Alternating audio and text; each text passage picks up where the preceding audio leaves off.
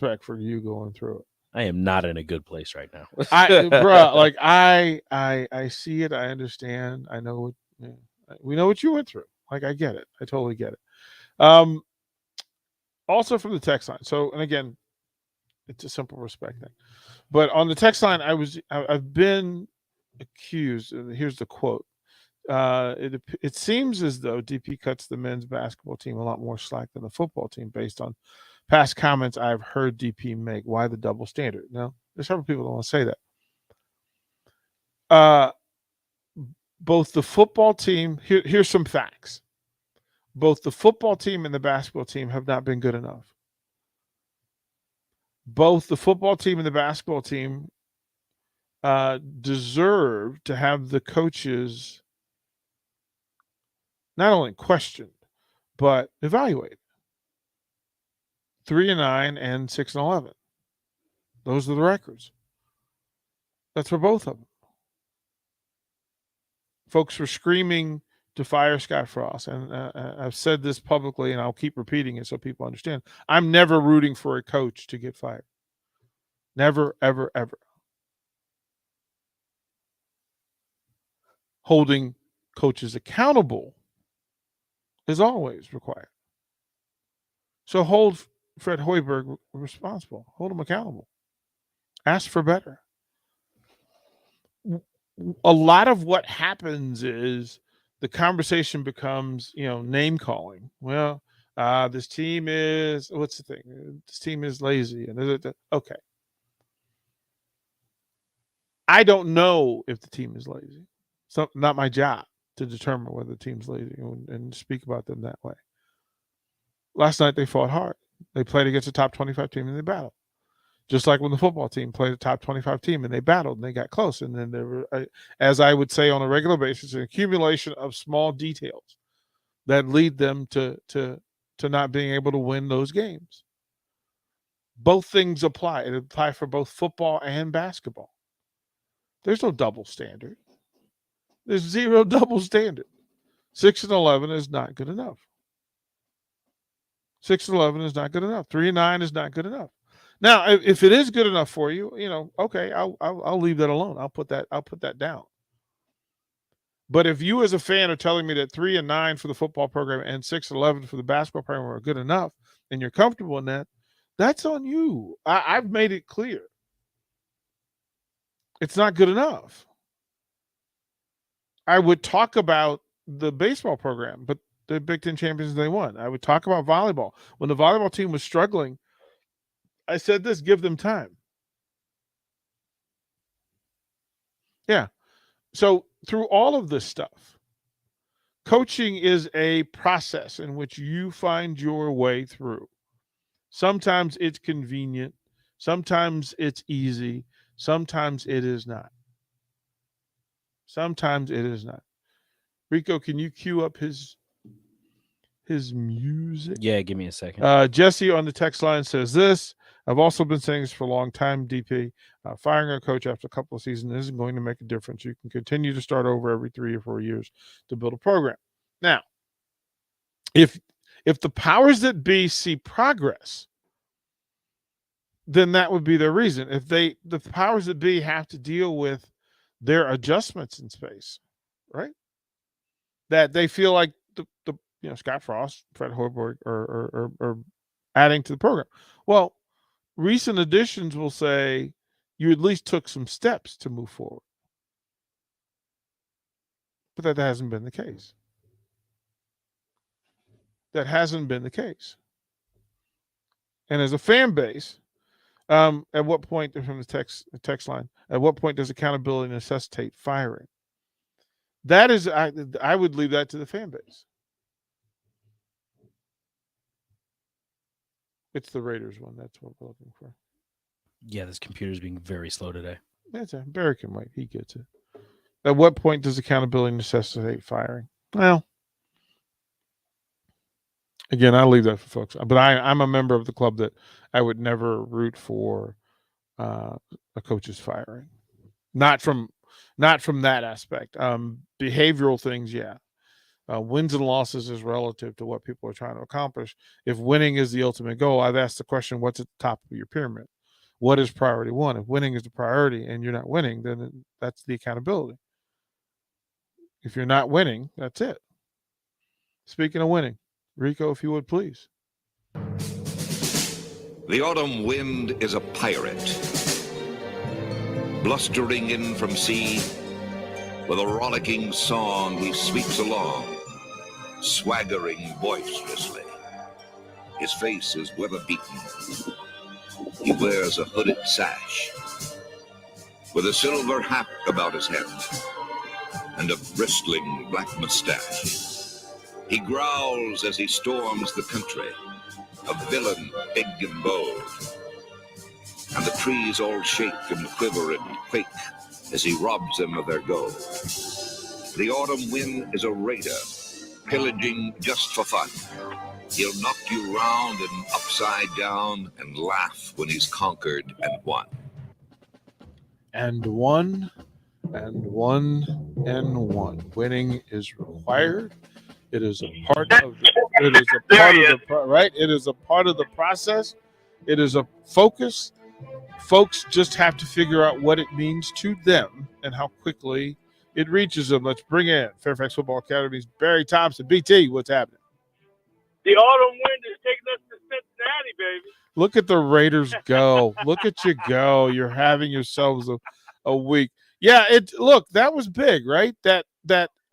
We were talking to Husker fans again, basketball program, football program. Yeah.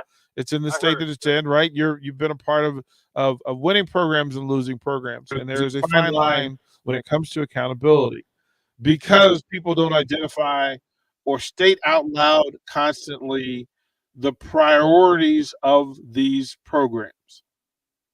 Yes, and I think Jay hit on something that I believe in too. So you're correct. First things first. What's the objective, right? You gotta. I always say there's no leadership without vision. So whoever's doing the hiring, this is what we want our program to do. To Jay's comment, and I've said this before, what's really difficult, and I think the NFL football season for a lot of fans is proof positive of that, is it's extremely difficult to recognize when things are getting better and when they're getting worse. Mm-hmm. And the reason for that is that winning covers up a multitude of sins, right? You can win and do things really poorly. And then losing, you tend to go too much in the other direction at times, right? The reality is the margin between winning and losing is a really small, fine line. And that is a constant across all these competitive sports. So, Jay brought up the thing about the 2 more wins, right? There were games that were at the end, right? We visibly see somebody miss a free throw, Mm-hmm. right? Right.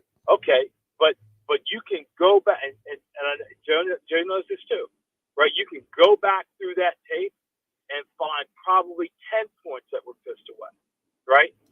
It was just that moment that the free throws were missed. Right. What about the moments that keep you out of that moment that were correctable errors, that were doable, that were taught, that weren't executed?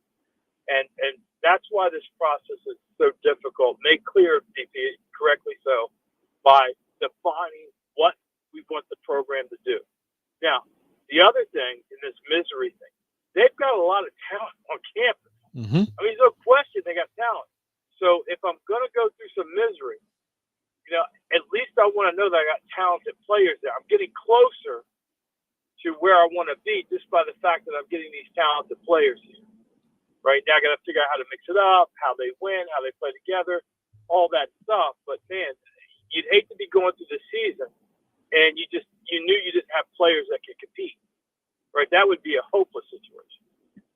Yeah, the difference in those, like, we've been in those spaces where we've been asked to reset the GPS for where programs and teams are going, right? And there's a difference between doing that, redirecting a program versus redirecting a team.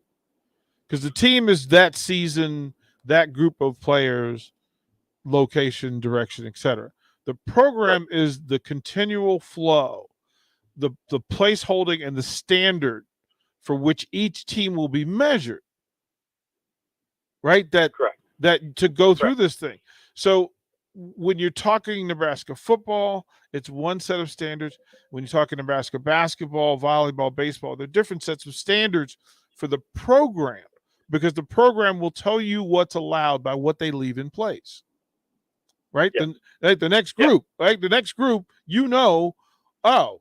is this going to be better for the next group or worse? And I'll ask you, if you've created organizations, football organizations, basketball organizations, what's the priority? What are the top 3 things at the top of the list for things that coaches have to be accountable for? Well, my experience is you have to be really accountable for the structure that you put in place, because that's the only thing in the beginning you can control. If you're coming into a situation, most of the time the reason you're coming into a situation is that the situation is not good. There's just a lot of things that aren't right about it. Those things tend to take time to get figured out. Let's talk about scholarship level. I happen to know a coach at the Division I level intimately. And sometimes money's in the wrong place. It's being given to the wrong people. Mm-hmm. That takes a little while to unwind. Budgets may not be what they need to be competitive, to hire the right people. That takes a little time to get on track. But what is controllable is exactly how you're going to do things and setting the course and direction of which you're going to go and making it clear and doing it with integrity. No matter how you do that, whether it's through communication or whatever it is, that has to be done. That this is the structure that we're operating in. Here's why we're doing it. Here's the direction that we're moving in. And that alone tends to provide a level of clarity that tends to propel things forward. Because once you set that course in that direction and you set up that structure and it has integrity, there are a fair amount of people that were in the old way that don't want to go along. And they get real uncomfortable, and it's probably more due to human nature than their personalities. People in general don't like change, and so whether they're good people or bad people, once you start to change, there's going to be a fair amount of resistance, and those people have to go, and that alone kind of starts to propel something in the right direction. Now, after that initial push, right, that thing has to have some substance behind it. It has to start winning. It has to start moving closer to winning or being whatever. But for me, it's the structure. How are you going to go about your daily business? What are the standards you're going to set, put in place? How are we doing it? And then you've got to get everybody in that program or near that program perfectly aligned all the way down to the guy that empties the trash cans or woman that empties trash cans at night, that they all know that this is going one direction. When we're talking to Barry Thompson, Fairfax Football Academy, when the direction becomes unclear, when the GPS is unset, right? There's a sequence of things that happen. Chaos ensues. Accountability is muddied, right? And then the ability to stop it and redirect it. We don't know what Nebraska basketball wants to be next. So you're 6-11. And you just faced a top 25 team, and your dessert is another top 25 team coming, who have their own agenda and own priority. What should be the focus for a basketball team that has difficulty rebounding, for spotty shooting? They shot 50 from 3 last night, so we can't be mad at it. But to be able to play up to the level of more talented teams, what's the next step, Bear? If you're facing, well, if I was stepping into the room, and it could actually, because listen, Coach Hoiberg's doing this stuff, but if you're asking me on the radio, watching this group, the thing that has bothered me about them all year is they allow people down the middle of the floor. That's just my pet peeve, right? Right. So defensively, I'm going to tell them, hey, if you allow anybody down the middle of the field, that unit's coming out. I mean, I don't understand the value of holding on to somebody or a group of people who aren't doing it right. I can get somebody else in there who's not doing it right. And so I want to see that kind of reaction out of my guys. right? Now I know there's a reality of, Bigfoot, but I'm just a little coach here sitting in the parking lot getting ready on the football field. This is how I would talk to him, and this is what I'd want. We're just not allowing it. If your unit allows it, I'm coming out. I got another 5 that I can put in there that can do that same thing. So defensively, I want to force people to weak areas of the floor for shots, nothing down the middle. Do that, I think we got another whole thing going on. Offensively, I haven't been watching Miss Close offensively, but man, in the beginning, it seemed like they really had trouble sharing the ball. Mm-hmm. Yeah. You know, and I don't know why that is, but I would bring out all the film of all the one pass possession misses that they've had, and I would start to add them up and just see all the points or opportunities of drink, and I would put those against all the multi-pass possessions that we had and our percentage of making buckets, and I'd drive the point home. I said, you want to play this way?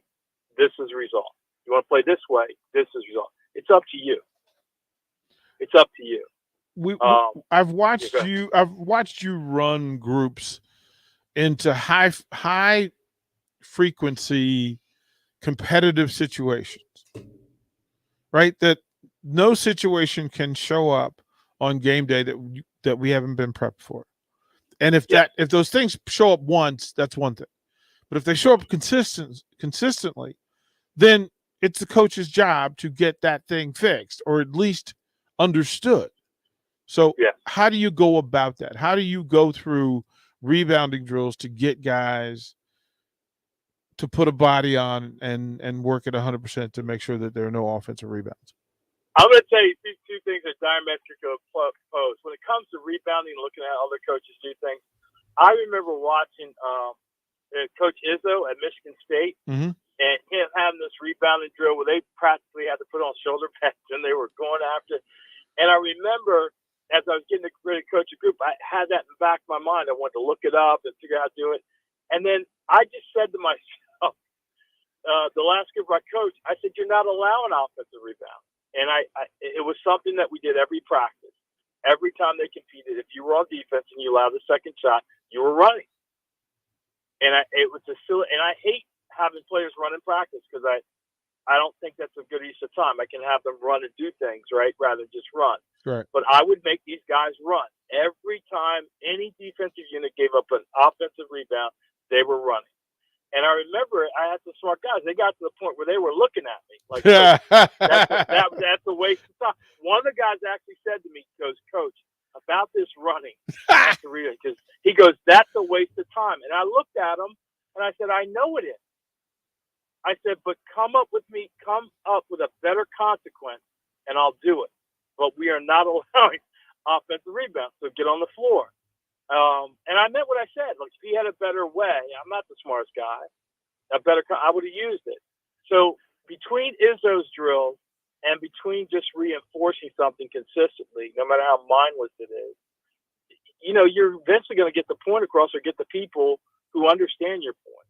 One or the other is going to happen. Yeah, it's funny, Barry, because I saw your groups give up a defensive rebound, an offensive rebound, and to have every player who was on the floor look over to Coach Thompson and to look and see, like they knew that there was another 5 coming into the game.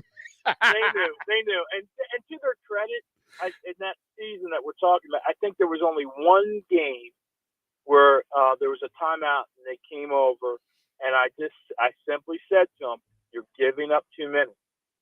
You're giving up too many," and they got that look on their face and they kind of calmed down. Now, in a game, realistically, there are going to be some, but the plethora of them, constantly giving guys, my strategy with basketball was just to find a way to tilt the floor in our favor, right? If you can do that, right?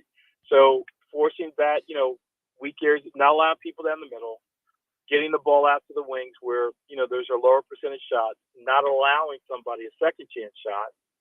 And then if I go on the other end and I have my players taking shots from where they can make them, I've kind of increased the odds in my favor.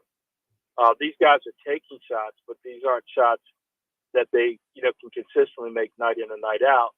And that's fine. Take them, right? If that's going to be the offense, this is how we're going to do it, 3 for 2. take them. But, man, make the adjustment when it's not falling.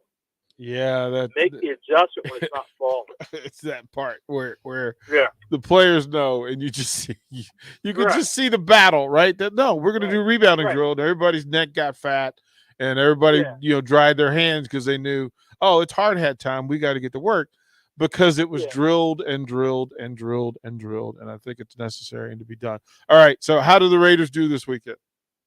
They're going to win. What are you talking about? How they're going to do? I got to ask. I got to ask. I got to ask. It's funny.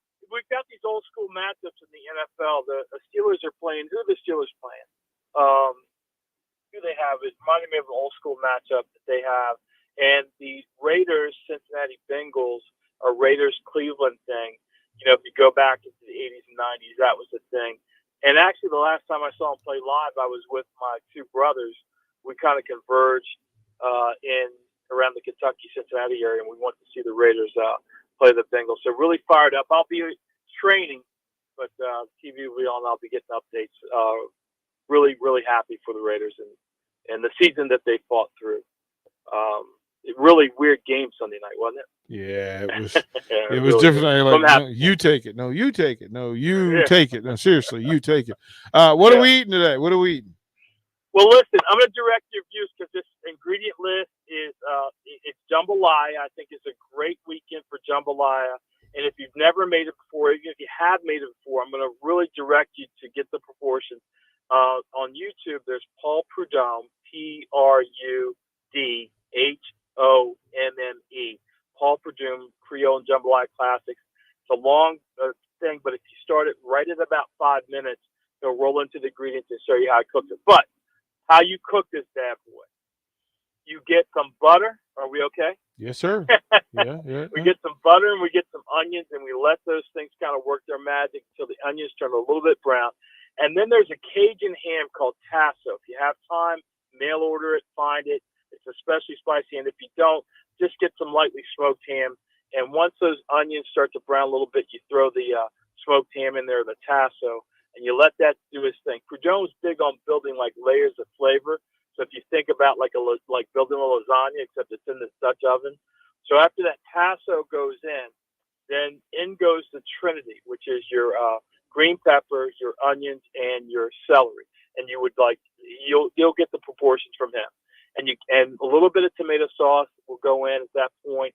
And any time in his cooking that you put in anything that's unseasoned, you season a little bit. So you can pick up in the stores. He actually has his seasoning, Cajun seasoning, called Paul Prudhomme Cajun seasoning. You sprinkle a little bit of that on, and you let that go for a while.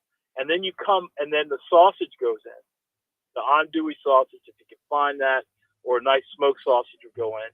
And then at that point, your chicken pieces will go in, and you let that go around. And then you come in with another layer of the Trinity, which is the onions, the green pepper, and the celery.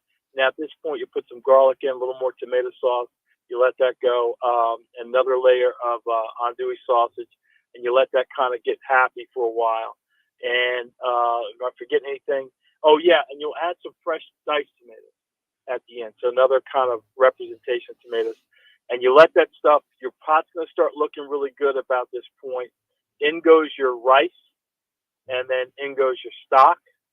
And along the way, the whole time that you're doing this, you're scraping the fond up off the bottom of the pan. So all that flavor that gets concentrated at the bottom gets to get back up in the dish. So chicken and sausage jambalaya is what's on tap for the playoff games.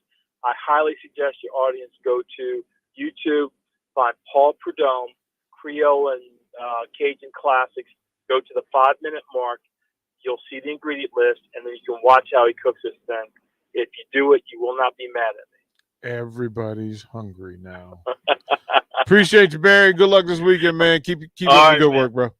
All right. Thank you. Bye-bye. Barry Thompson, Fairfax Football Academy. Yeah, that jambalaya sounds on point. Sorry, Rico. I know your tummy's a little difficult. Sounds amazing. Yeah, it sounds amazing. Barry's into that. So we'll throw it a break. We'll get back to your text line, and we'll talk more Huskers hoops and football, and we'll get you through until the Captain Show at 11 o'clock. Download our app by searching 93.7 The Ticket in your app store. You're listening to One-on-One with DP on 93.7 The Ticket and theticketfm.com. Action Plumbing, Heating, Air, and Electric ensures our home and office HVAC systems run smoothly throughout the year to provide maximum comfort and convenience. Routine maintenance reduced our operating costs just by improving the efficiency of our unit. Consider a maintenance agreement to ensure you too receive priority for services and scheduling. This helps meet manufacturer warranty requirements. Action delivers honest quality services we can count on. To learn more, visit actionlincoln.com. Gaina Trucking is hiring CDL Class A and B drivers. Gaina Trucking guarantees a 40-hour work week year-round, and their strong team culture makes it not a job, but a career. Gaina Trucking offers health, vision, and dental insurance, 401k with company match, an employee assistance program, and other bonus programs. Build a better career today with great team culture at Gaina Trucking. Learn more and apply today at GainaTrucking.com. Now what do? Football is over. The weather's crappy. Man, I tell you what, it's a perfect time to go car shopping. This is Carl from Price Right Auto. Come out to Price Right in West Elk and you'll find over 100 great vehicles at some great prices. With our non-commissioned sales process, we let you control the sale. We won't let you get a lemon since we back every one of our vehicles with our Peace of Mind 3-month warranty. If you want a hassle-free car buying experience, check out our website, PriceRightAuto.com. Come see a great selection of affordable used cars on West Elk Street at Price Right Auto. In every office, there's two types of people. There are those who bring in bagels and those who eat the bagels that someone else brought in. Everybody likes the first person. Be that first person. Weekday mornings at 7:30, you have a chance to win a business box of bagels from Bagels & Joe. All you have to do is shut up, Sipple. 2 questions for you, 2 for Sip. Win, and the bagels are yours. Lose, well, you don't want to lose. You lost Monday, you lost Wednesday, you're a loser. Shut up, Sipple. Weekday mornings at 7:30, brought to you by Bagels & Joe. Fruitcakes are just for Christmas, right? Gosh, I feel sorry for you. I mean, what if we had done that with bacon? Bacon is only for breakfast. We'd never have bacon cheeseburgers. We'd never be able to save a salad by adding bacon bits. We'd never have Brinner. That's breakfast for dinner. Don't limit yourself. Fruitcakes for St. Patrick's Day. Fruitcakes for graduation. Fruitcakes for Thursday. Beatrice Bakery and Grandma's Fruitcakes are perfect for every occasion. Check them out in downtown Beatrice or online at beatricebakery.com. Welcome to our world of yum. Hi, Sean Callahan here of HuskerOnline.com, inviting you to join us here on 93.7 The Ticket every Saturday morning now in our new time. We're on from 8 to 9 with the weekly Husker Online radio show. We'll give you the latest in recruiting. We'll talk about what's going on with both football, basketball, and we'll probably share a few stories from the inside. It's every Saturday morning right here on 93.7 The Ticket. It's the Husker Online radio show from 8 to 9 a.m. At Southeast Community College, we know that winter isn't even here yet, but spring is already on our minds. Registration for the spring 2022 semester is open now. Whether you want to get a head start on a 4-year degree, learn a new trade with a certificate program, or add to your job skills, SCC has a class for you. Spring semester starts January 10th. Learn more about our more than 60 programs of study online at southeast.edu. SCC, your path to possible. I'm Jenny Benson. I taught for 32 years. Educators are used to the challenges of a typical school year, but the last year plus was far from typical. Yet everyone leaned in and found creative ways to adapt, innovate, and persevere. Behind each student were resourceful families and dedicated educators who reached out with open arms of support. Because of all the ways we work together, our students continued to learn, grow, and thrive. Sponsored by the Nebraska State Education Association, aired by the Nebraska Broadcasters Association and the station. Casey's General Store is giving you the chance at winning 2 free tickets to a Nebraska home basketball game this season. Stop by any Casey's location in Lincoln throughout basketball season. Enter your name into the registration box, and you'll have a chance to win 2 tickets to an upcoming Nebraska basketball game. Every drawing will occur at least 24 hours before the game that has its selected winner. So make sure to get to any Casey's in Lincoln today for your chance at 2 free tickets for Nebraska men's basketball games. You're listening to One-on-One with DP, sponsored by Beatrice Bakery on 93.7 The Ticket and theticketfm.com.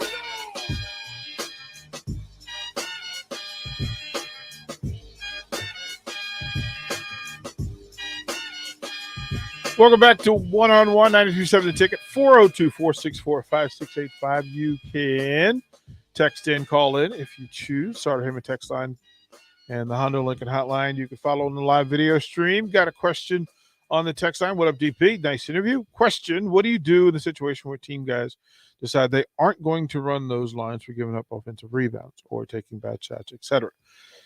In this age of how players have been recruited and promises made, transfer portal, etc., the coach is in a bad spot. The coach is only in a bad spot if he made promises he can't keep. First of all, I've never had a player, and I'm sure Barry would say that we never had a player who would not run because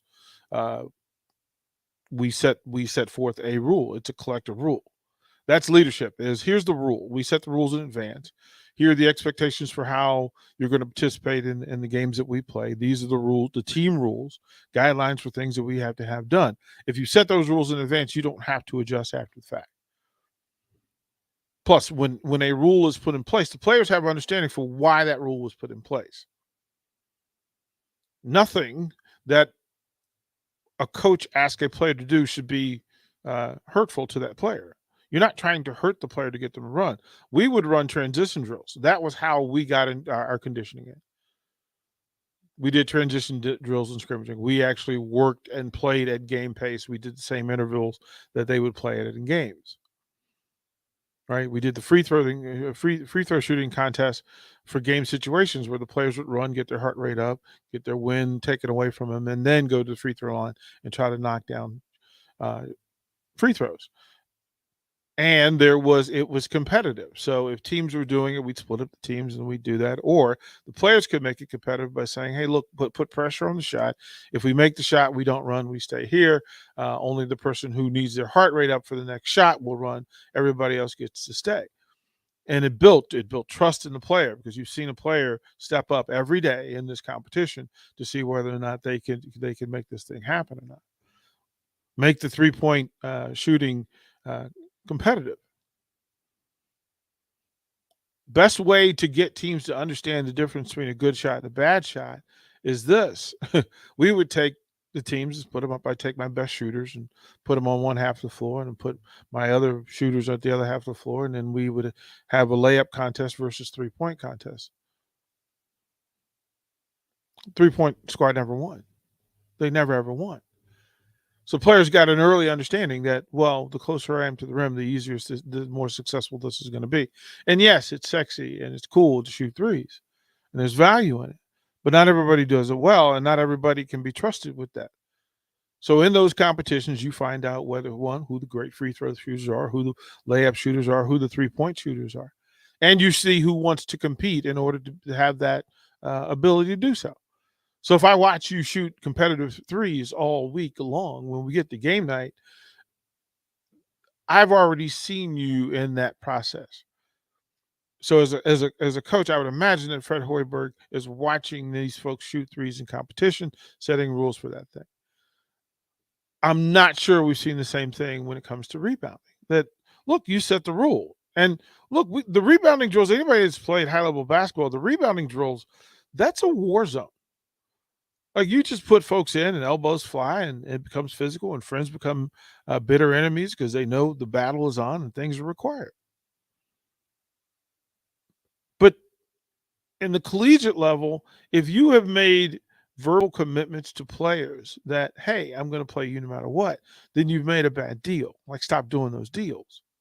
Telling a player that you want him to be a starter, that you see him as a starter, doesn't mean that you're saying that he is a starter. And players have an understanding for losing. If you are on the floor and your team is not being successful, players understand that. They know that something's wrong. And some see it more clearly than others that, hey, I need to do more. I need to do better. But that can be done in conversations, classwork, film study, etc. What I would imagine is, like, for me, my first question would be, are guys doing film study?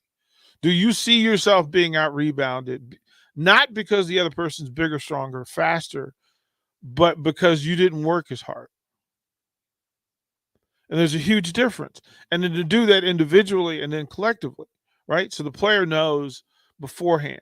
And it should be the player responsibility. But if the players aren't responsible enough to get in that film study and see what happened in those games, then it is then the coach's responsibility to get them done. And we also set peer responsibility and accountability holders within those programs. So the captains can say, hey, listen, we're going to watch film together and we're going to figure it out so that when coach brings it up, we have we're not hurt by it. We're not bitter by the fact that somebody showed a film of us not being successful.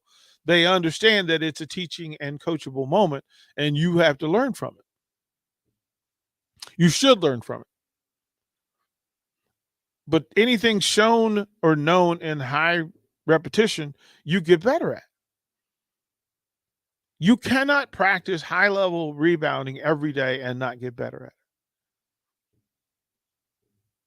Like it's the same thing I said about special teams. If you can tell me that they're important, it's much easier to show me that special teams have great value to you by the work you put in. We haven't seen the rebounding work. We haven't seen the results.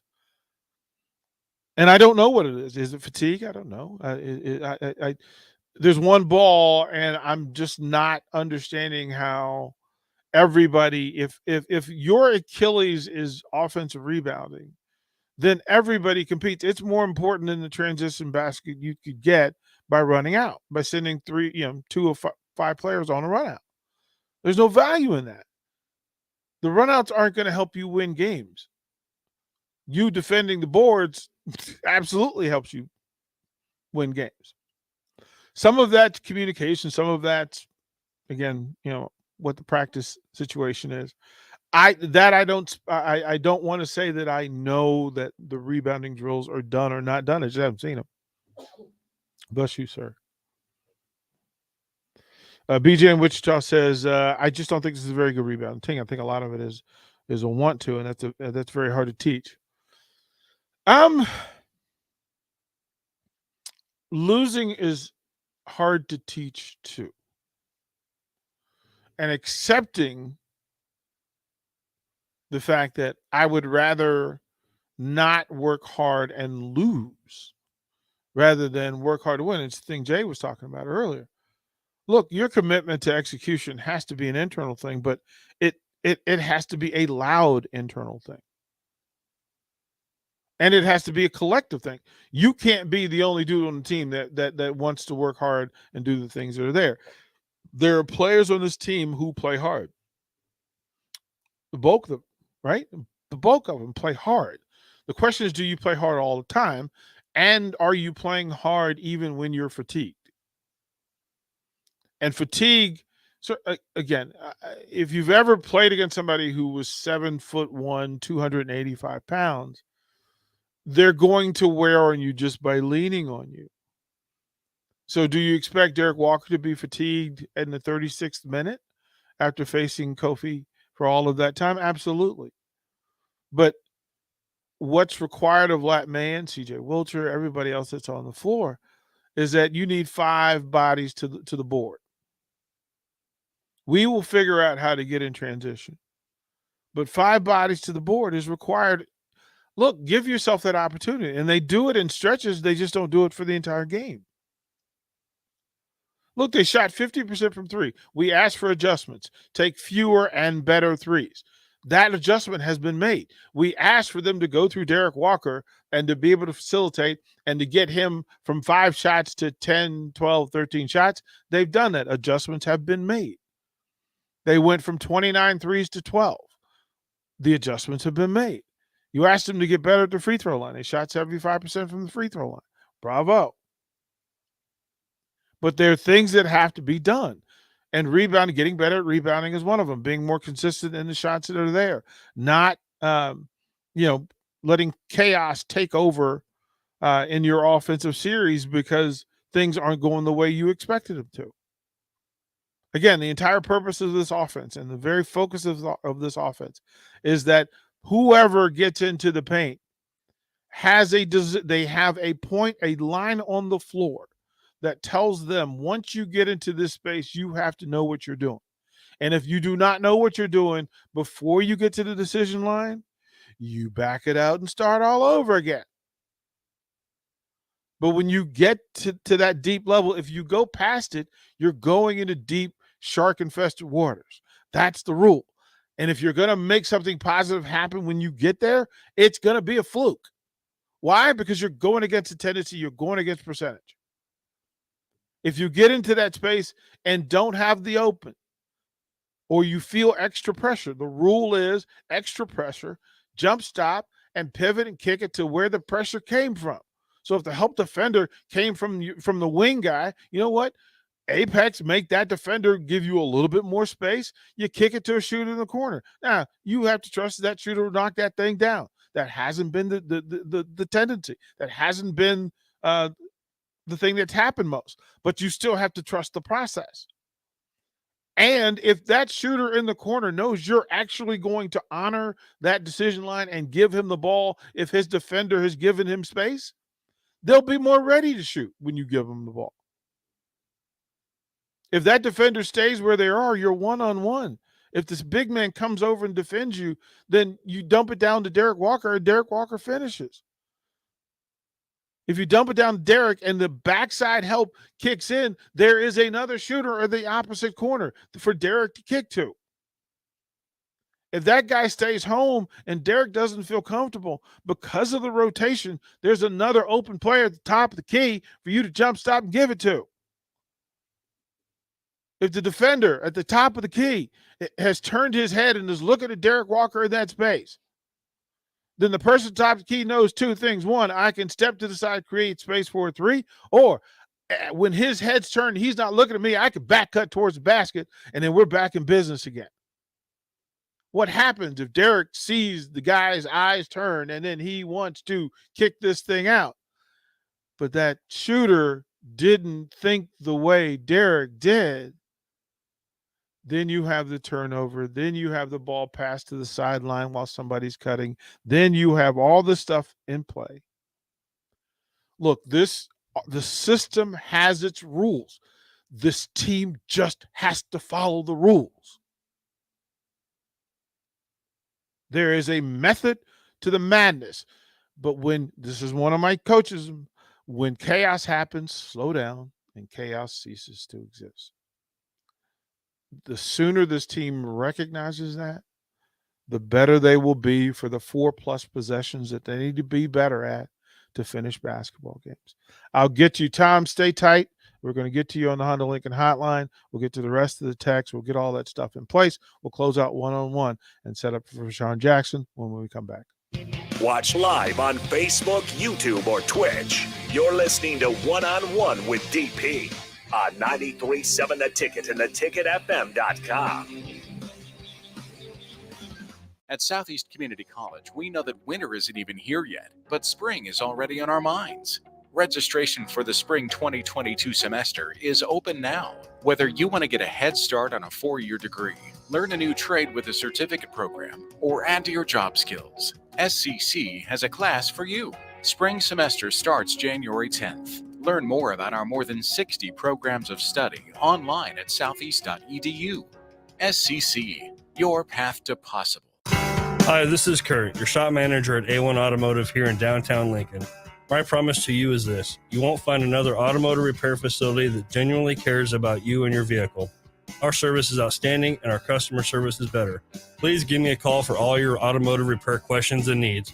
Call me at 402-477-4660. We were built on small town values, and that shows in how we treat others. A1 Automotive, always honest answers. Fruitcakes are just for Christmas, right? Gosh, I feel sorry for you. I mean, what if we had done that with bacon? Bacon is only for breakfast. We'd never have bacon cheeseburgers. We'd never be able to save a salad by adding bacon bits. We'd never have Brinner. That's breakfast for dinner. Don't limit yourself. Fruitcakes for St. Patrick's Day. Fruitcakes for graduation. Fruitcakes for Thursday. Beatrice Bakery and Grandma's Fruitcakes are perfect for every occasion. Check them out in downtown Beatrice or online at beatricebakery.com. Welcome to our world of yum. Hi, welcome to Big Chain Bar and Grill. Can I get you a drink? Which game were you hoping to see? Doesn't matter. I don't know what channel the game's on anyway. Are you ready to order? Okay, here's your check. Come back and see us again, okay? What? Hey, welcome welcome back into Upside. Slow down and enjoy the game at the Upside Bar and Lounge. Comfortable seating, plenty of screens, a great food and drink menu, and no one trying to shove you out the door. Come in, hang out, and take it all in at the Upside Bar and Lounge, open daily just east of 27th and Pine Lake. I'm Jenny Benson. I taught for 32 years. Educators are used to the challenges of a typical school year, but the last year plus was far from typical. Yet everyone leaned in and found creative ways to adapt, innovate, and persevere. Behind each student were resourceful families and dedicated educators who reached out with open arms of support. Because of all the ways we work together, our students continued to learn, grow, and thrive. Sponsored by the Nebraska State Education Association, aired by the Nebraska Broadcasters Association in this station. Brokers Insurance Agency is currently hiring full-time and part-time insurance professionals. They will provide you with the training and education to obtain your insurance licenses. Brokers Insurance Agency takes pride in educating clients with the best insurance program to help their clients meet their specific goals. If you're a hardworking, motivated person and would like to discuss a great career opportunity with Brokers Insurance Agency, please call Ken Richards at 402-420-5353 or email service@brokersinsuranceagencyne.com. The team at Brokers Insurance Agency is looking forward to helping you get started with your insurance career. Gaina Trucking is hiring CDL Class A and B drivers. Gaina Trucking guarantees a 40-hour work week year-round, and their strong team culture makes it not a job, but a career. Gaina Trucking offers health, vision, and dental insurance, 401k with company match, an employee assistance program, and other bonus programs. Build a better career today with great team culture at Gaina Trucking. Learn more and apply today at GainaTrucking.com. 93.7 The Ticket, Fox, KFXL weather. Sponsored by John Henry's Plumbing, Heating, and Air Conditioning. Partly to mostly sunny skies and mild conditions expected once again. We'll top out near 55. Winds out of the northwest at around 10 to 20. Heading into tonight, mainly clear. A low dropping down to around 31. One more beautiful day tomorrow with a high of 55, but we're watching a system for Friday that could bring snow to the region. I'm meteorologist Tim Wright for 93.7 The Ticket and theticketfm.com. Hi, Sean Callahan here of HuskerOnline.com, inviting you to join us here on 93.7 The Ticket. Every Saturday morning now in our new time, we're on from 8 to 9 with the weekly Husker Online radio show. We'll give you the latest in recruiting. We'll talk about what's going on with both football, basketball, and we'll probably share a few stories from the inside. It's every Saturday morning right here on 93.7 The Ticket. It's the Husker Online radio show from 8 to 9 a.m. You're listening to One-on-One with DP, presented by Beatrice Bakery on 93.7 The Ticket and theticketfm.com.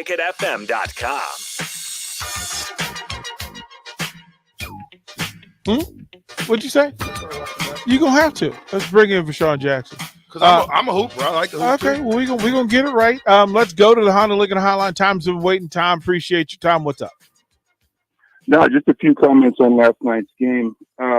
First, I got to give mad props to Derek Walker.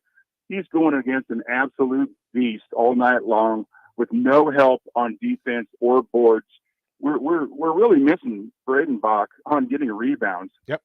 And other than that, what I don't like to see, and I like Hoiberg and everything, and I don't want to see him get fired or anything, but I don't understand why Lat Mayen is still a starter when he's got Wilker on the bench.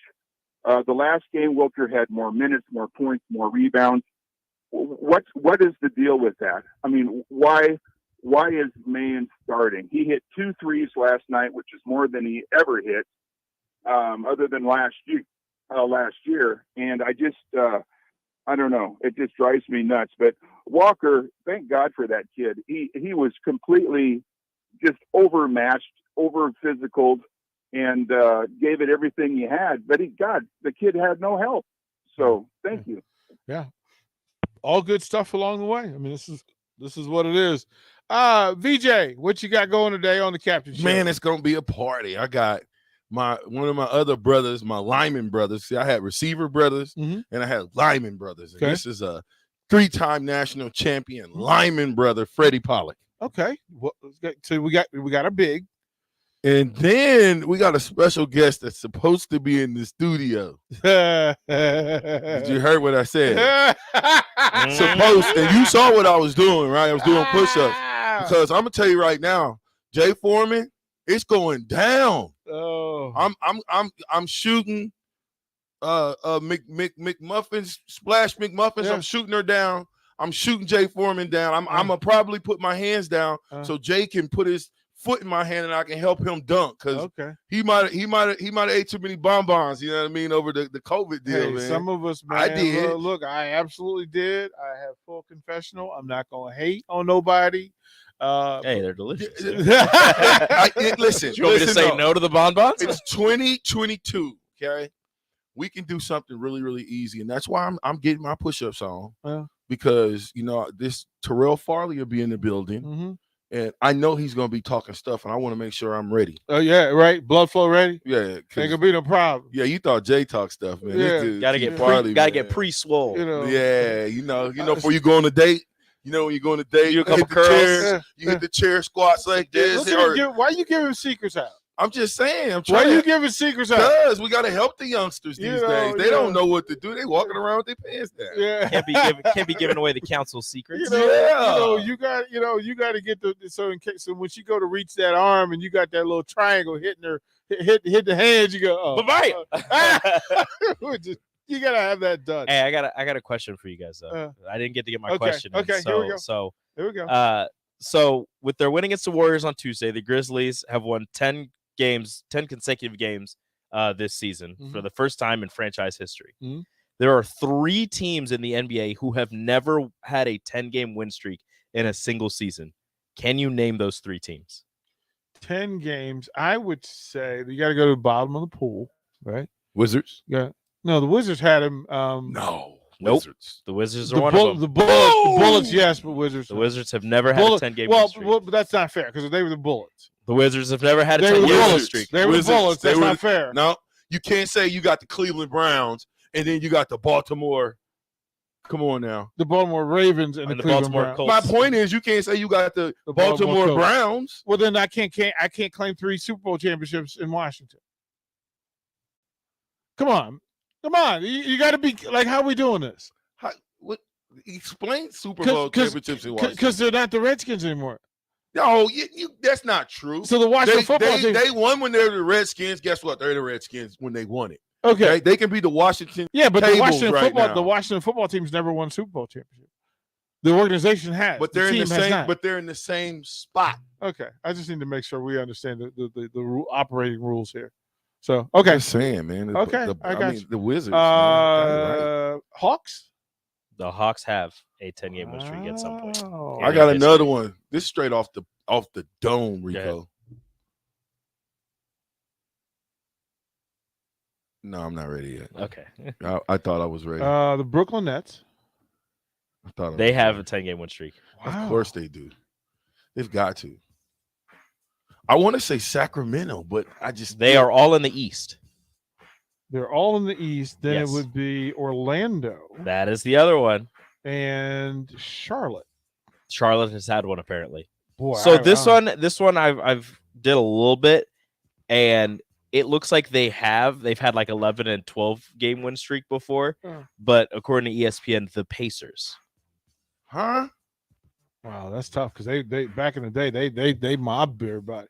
I mean, and remember you got to go Pacers. You got to go ABA. So yeah, well they have this. Let's get out of here. We'll start up the captain show. We'll get the ID in. We'll be right back. Stay tuned to 93.7 The Ticket.